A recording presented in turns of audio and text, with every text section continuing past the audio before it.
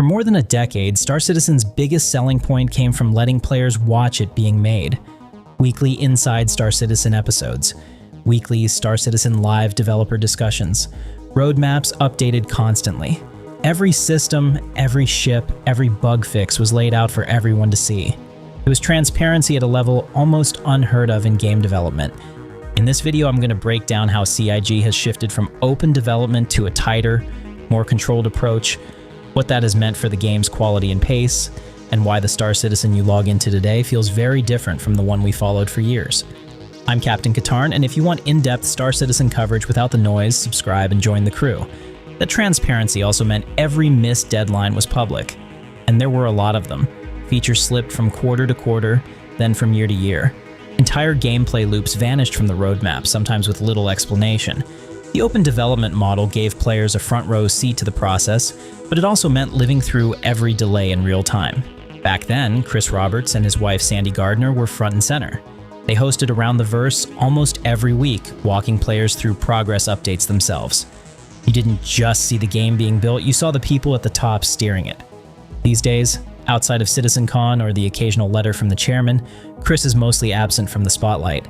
That visibility came with a major cost. When development is that open, everything looks like it's moving in slow motion. Features seem stuck in limbo because players see them on the roadmap for months or even years. Teams are pressured to show progress even when the real work is happening behind the scenes. And that pressure can lead to overpromising or showing things long before they're ready. The updates still come, but they feel less like personal fireside chats and more like curated development drops. That's why the last couple of years have been a turning point.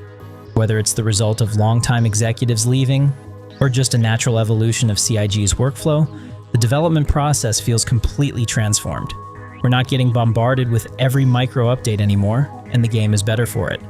And look, I'm not just shining CIG here.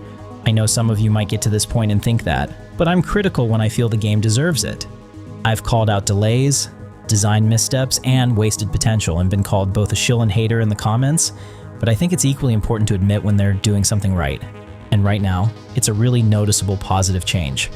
In the increasingly polarized online world where YouTubers rage weekly for views and outrage is the default setting, it's almost taboo to just say, whoa, this is fun again. The run-up to 2025 has been the smoothest and most content-rich period in the game's history. We are getting nearly monthly patches, and they are not just small bug fix updates as I originally feared after the 2024 end-of-year letter to the chairman.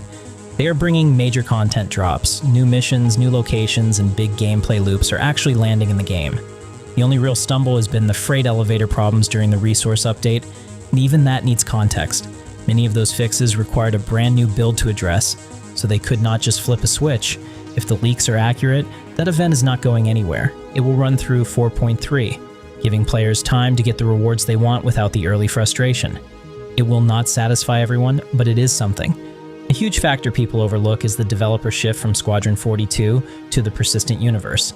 The PU ran on a skeleton crew for years while most of the studio worked on Squadron 42. Now that the campaign is feature complete, you can feel the difference. The speed of updates, the stability, the amount of content landing in each patch has surged. And a fresh leak as I was writing this confirms they will be using the tech preview channel on Monday for the Evocati test group to test the new main Vulcan graphical updates and FPS AI behavior integration improvements. I'll go over those in a separate video if something comes out of it, but dropping DirectX and shifting to Vulcan should lead to substantial performance increases. Another big change is the lack of a traditional roadmap. Calling what we have now a roadmap is insulting, but I get why they still do. Having said that, the old roadmap was a flawed way to track progress, filled with estimates on when features would make it into the verse, and those estimates rarely held up. It created expectations the team could not always meet, which fueled frustration. Now most of that has been replaced by the monthly reports. Those still deliver a lot of detail on what each team is working on, but they focus on progress instead of deadlines. It keeps the hardcore followers informed without overselling promises or locking the studio into dates that might shift. By talking less about what is coming and focusing more on delivering it, Star Citizen feels more alive than it has in years. In the open development days, we might hear about a feature for 2 years before we could touch it. Now we get surprised. You log in after a patch and there is a new activity tied to a narrative story arc, a new facility, or a new mission type ready to try. It feels like CIG is letting the game speak for itself instead of narrating every step. If If you told me in 2024 and 2025 we'd get 7 patches by August, with 3 brand new huge content activities, I'd have laughed. I wouldn't have believed it, even if it was on a roadmap either.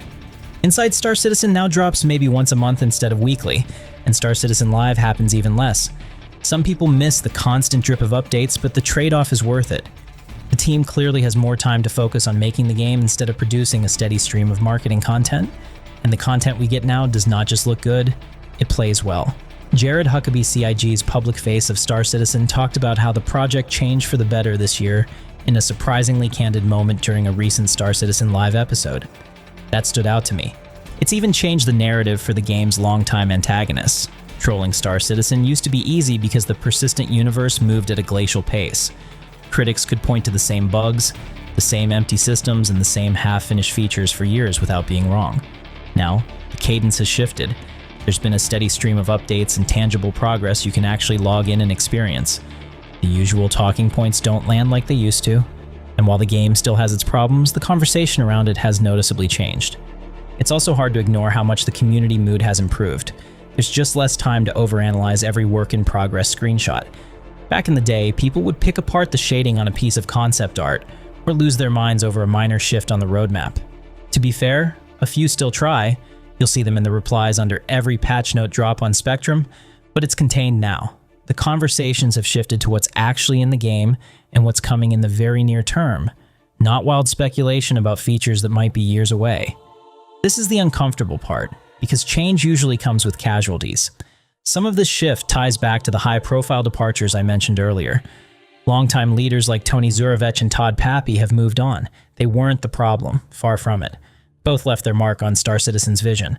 But part of this turnover came from Chris Roberts' push to bring as much of the team as possible to Manchester. The UK offers significant tax incentives for game development, and having most of the studio under one roof improves efficiency in ways remote work just can't match. Face-to-face collaboration means fewer delays, faster iteration, and a stronger sense of cohesion between departments. The downside is losing those senior staff who couldn't make the move. Todd's departure was directly tied to that, and while I can't confirm the same for Tony, I wouldn't be surprised if it factored in. Despite the losses, the results speak for themselves. The game feels sharper, the updates more focused, and the communication is centered on finished features instead of pure hype.